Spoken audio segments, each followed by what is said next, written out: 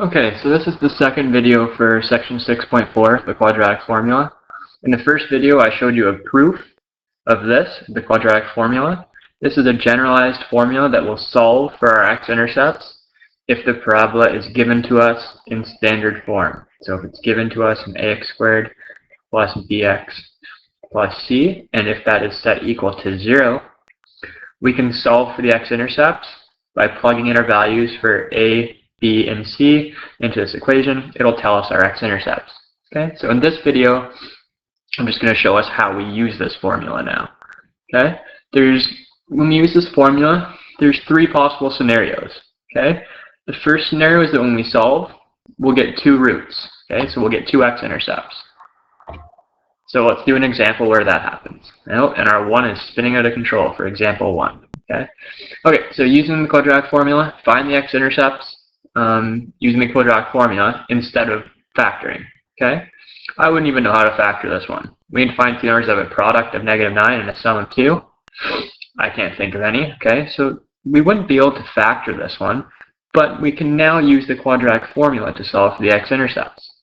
Okay, so my a value is 1.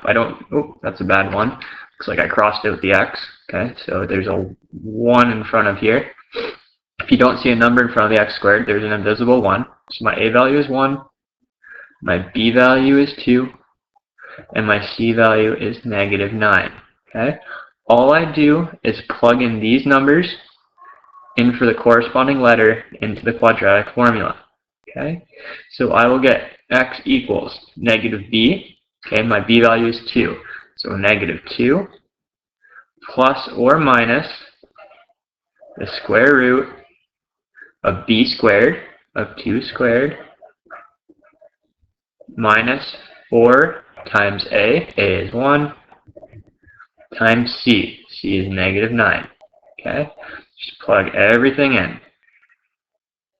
All of this is all over 2a, so 2 times 1. Now all we have to do is just a little bit of arithmetic. Okay, so what we're going to do first, so this is make sure you can tell that's a -2. I'm just going to rewrite that. X equals -2 plus or minus the square root. Okay, I can do exponents first. 2 squared is 4 minus 4 times 1. Okay, so what's the product of 4 times 1 times -9? 4 times 1 is 4. 4 times -9 is -36. So I'm going to have 4 minus -36. Okay, when I have two minuses beside each other, we know those change to a positive. So I have 4 plus 36. Okay, inside the brackets. Under the radical sign. 2 times 1 is 2. Okay, now I can simplify 4 plus 36. I know what that is. That's just 40. And this is all over 2. Okay, now what I have to do, I have to consider, I'll do this in a different color. Okay, I have to consider the positive and negative square root of 40. Okay, so I'm going to break this into two parts. Okay, so I'll just put a little division line through here. I'm going to consider the positive square root of 40. So if x equals -2 plus the square root of 40 over 2, that's one of my x-intercepts. And then my other one is if I consider the negative square root of 40. Okay, over 2. So if I left my answer like this, these are my exact roots, my exact x-intercepts. Okay, if I want my approximate x-intercepts in a decimal form, okay, so you can just make a note. These are, I'll do it in blue. This is the exact root. Okay, exact roots. These are your exact roots. Okay, but lots of the time, especially when we're doing application questions, okay, we're going to want our approximate roots. So let's go ahead and find our approximate roots by actually finding the value of -2 plus the square root of 40 divided by 2. Okay, we'll let our calculator do the work for that. So if we want the approximate roots, okay, so I'll do that underneath here. So I'm x equals -2 plus root 40 over 2. If I plug that in on my calculator, so if I do -2 plus the square root of 40, find my answer for that, and then divide that by 2, 2.16. That's my approximate root. X equals 2.16. There's one root. There's one x-intercept.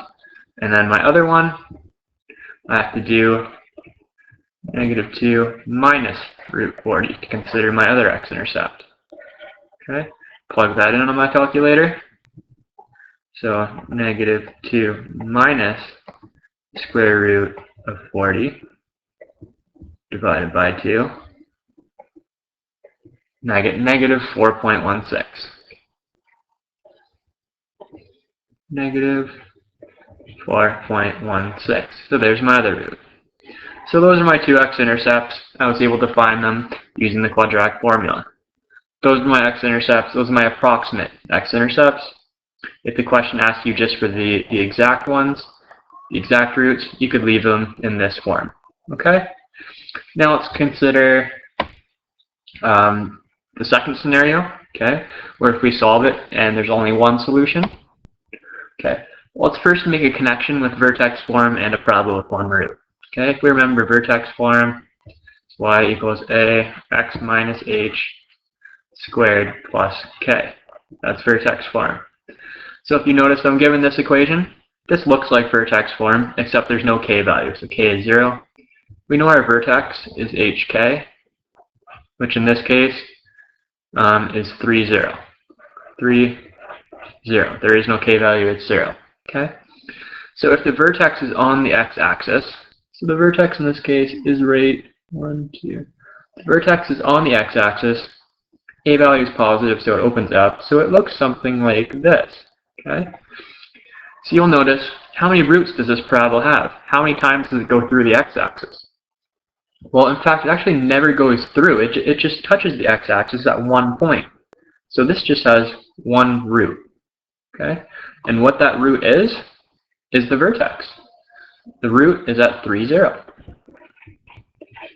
Okay? So the root is x equals 3. I'll use that line I made by accident. The root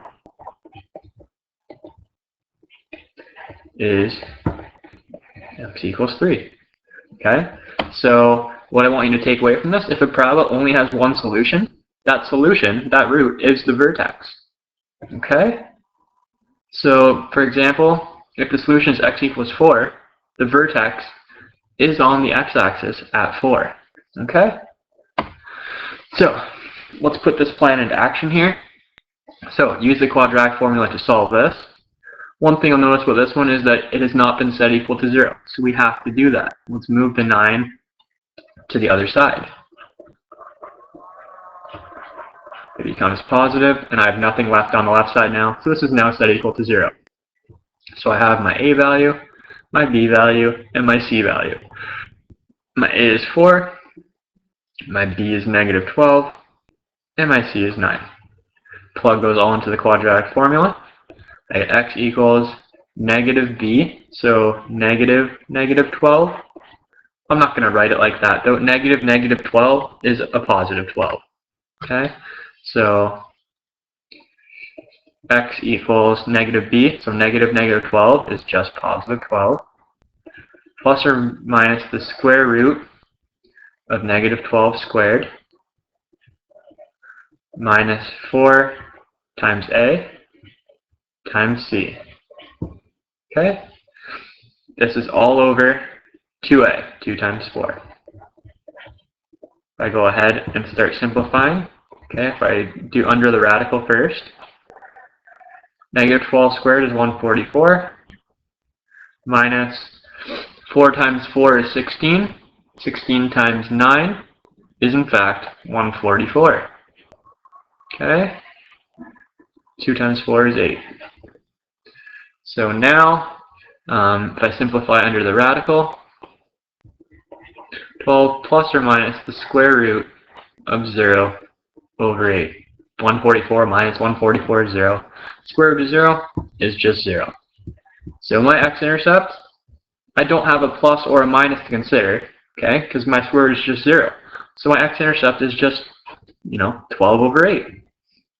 So all that is just 1.5.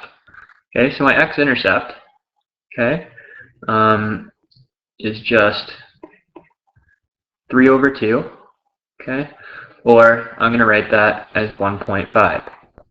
That's my x-intercept. That's my only solution for this quadratic. And what that means is that this is the vertex, okay? The vertex, what is the vertex? Because it only has one solution, it just touches the x-axis at 1.5. So my vertex is 1.5, 0. Okay? So if your value under the square root goes to 0, you're only going to have one solution. Now let's look at quadratics, the third scenario where we have no roots. Okay? The quadratic never goes through the x-axis. Okay, it's either above and opens up, or it's below and opens down. Okay? So let's make a connection to vertex form first. So if I give you this equation of the quadratic, okay, the vertex is hk, which is 2, 3. The direction of opening is up because we have an a value of 1, which is positive, so it opens up.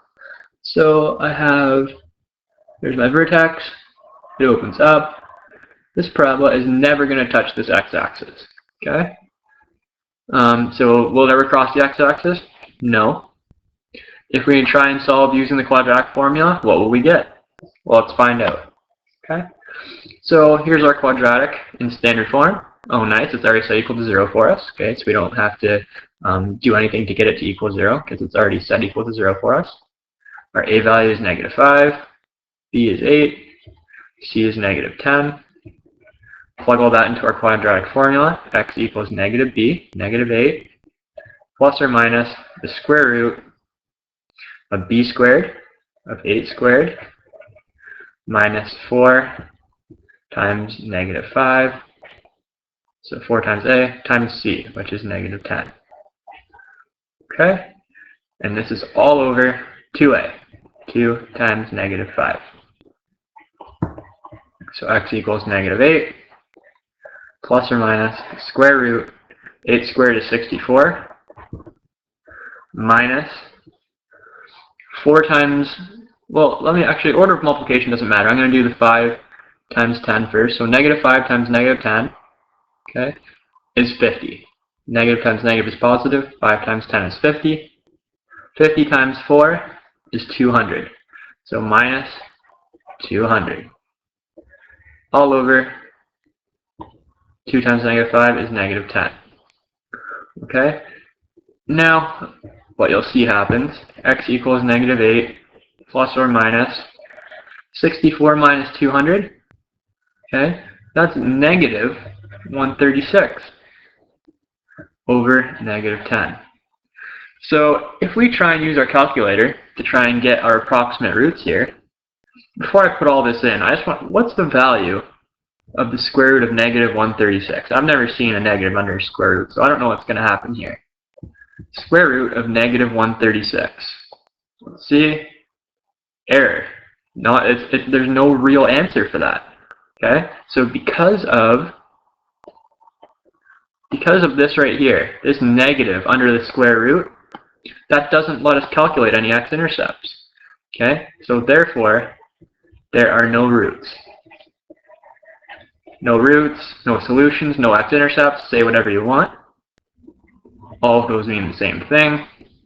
Okay? So if under the square root sign, after you simplify, you get a negative, there are no x-intercepts. There are no roots. There are no solutions.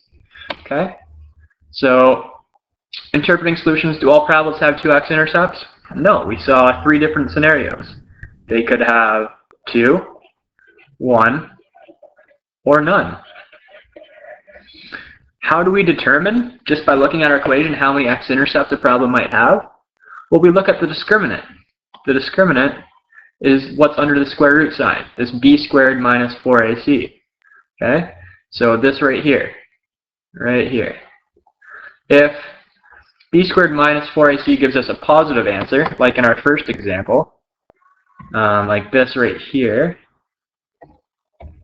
with one root, oh, here it is. Okay, like this one right here with our spinning one as a control.